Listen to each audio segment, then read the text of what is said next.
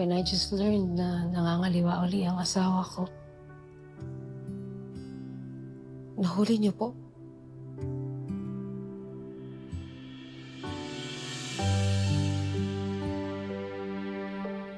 Meron ako nakitang expensive gifts sa mga gamit ni Greg. From the same jewelry store na binibilan niya kapag meron siyang bagong kinalolokohan.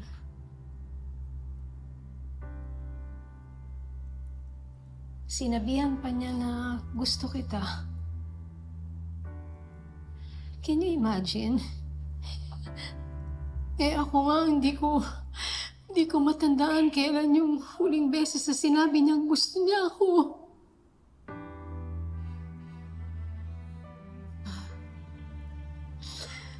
Napakawalang hiya niya. Ma, okay lang ho.